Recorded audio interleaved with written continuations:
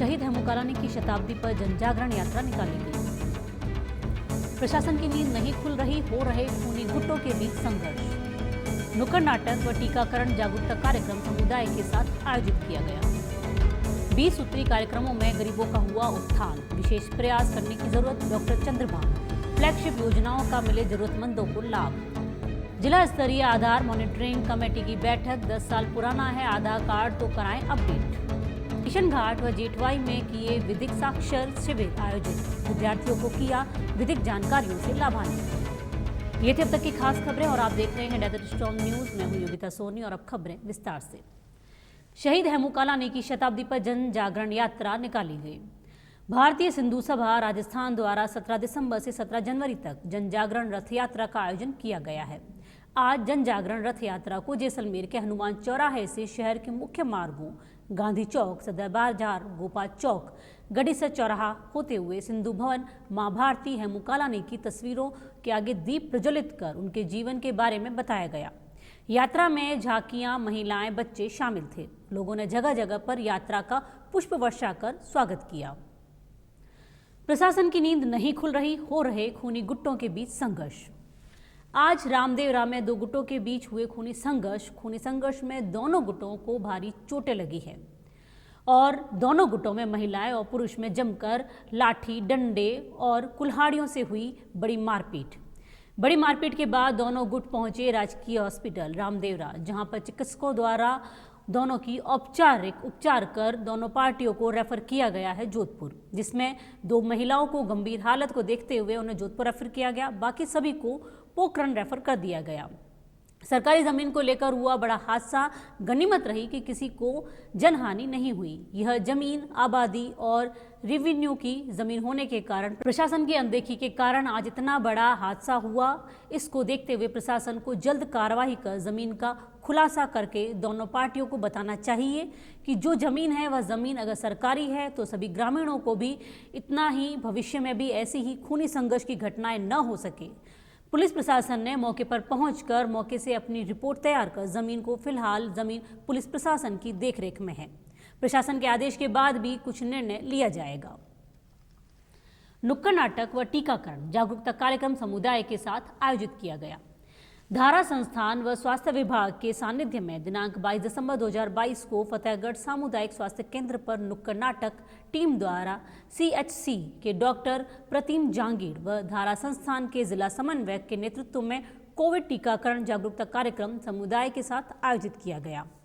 CHC के doctor प्रतिम जांगीर ने देश में कोरोना वायरस के ओमिक्रोन के वेरिएंट BF7 के केस पाए जाने पर सार्वजनिक संस्थानों पर फेस मास्क, सोशल डिस्टेंसिंग का पालन व नियमित रूप से हाथों को साबुन से धोने व सैनिटाइज करने की बात कही।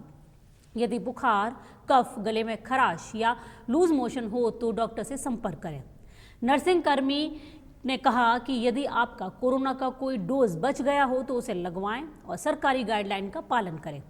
कार्यक्रम में स्वास्थ्य विभाग के डाटा अपडेटर ललित मेघवाल, महिला बाल विकास विभाग स्टाफ, धारा संस्थान के उदय शंकर, नरेश नाथ, संकुल के अध्यापक, पंचायत स्टाफ और अन्य समुदाय के लोग मौजूद रहे। इस कार्यक्रम में कोविड टीकाकरण को लोकगीतों के माध्यम से समुदाय को जागरूक किया और 25 महिलाओं सहित 60 लोगों ने भाग लिया। वंचित लोगों ने पूर्ण कोविड टीकाकरण करवाने की शपथ ग्रहण की।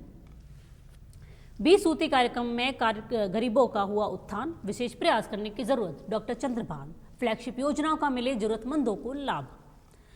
जैसलमेर 20 सूत्री कार्यक्रम क्रियान्वयन समिति के प्रदेश उपाध्यक्ष डॉक्टर चंद्रभान ने कहा कि सामाजिक उत्थान के लिए 20 सूत्री कार्यक्रम अति महत्वपूर्ण है। उन्होंने कहा कि गरीबी हटाने, वंचित तबके के लोगों का आर्थिक शोषण रोकने व सामाजिक उत्थान के लिए 20 सूत्री कार्यक्रम की महत्वपूर्ण भूमिका है। उन्होंने अधिकारियों को निर्देश दिए कि वे इस कार्यक्रम में विशेष प्रयास कर जरूरतमंदों व गरीब लोगों को जन कल्याणकारी योजनाओं से लाभान्वित कर उनका आर्थिक जीवन का स्तर सुधारें। बीसूका प्रदेश उपाध्यक्ष डॉक्टर चंद्रभान शुक्रवार को जिला कलेक्ट्री सभा कक्ष में बीसूका समिति सदस्यों के साथ ही जिला स्तरीय अधिकारियों की बीसूका की प्रगति और फ्लैगशिप योजनाओं की प्रगति समीक्षा बैठक को संबोधित कर रहे थे। बैठक में जिला कलेक्टर टीना डाबी, मुख्य कार्यकारी अधिकारी जिला परिषद दाताराम, जिला बीसू का उपाध्यक्ष उम्मेद सिंह तंवर, राज्य महिला आयोग की सदस्य अंजना मेघवाल, पूर्व जिला प्रमुख अब्दुल्ला फकीर, प्रधान भणियाणा डोली देवी गोदारा, पूर्व प्रधान मूलाराम चौधरी व समाजसेवी गोविंद भार्गव के साथ समिति के सदस्य उपस्थित थे। जिला स्तरीय आधार मॉनिटरिंग कमेटी की बैठक। 10 साल पुराना है आधार कार्ड तो कराएं अपडेट। जिला स्तरीय आधार मॉनिटरिंग कमेटी की बैठक जिला कलेक्टर टीना डाबी की अध्यक्षता में गुरुवार को कलेक्टर सभागार में आयोजित की गई। इस संबंध में जिला स्तरीय आधार मॉनिटरिंग कमेटी के सदस्य सचिव व अतिरिक्त जिला कलेक्टर गोपाल दास स्वर्णकार ने बताया कि बैठक के दौरान जिला कलेक्टर टीना डाबी ने आधार केंद्रों को गुणवत्तापूर्ण नामांकन व निर्धारित दरों पर अद्यतन करने के साथ साथ रेट लिस्ट और बैनर चस्पा करने के आवश्यक निर्देश दिए हैं।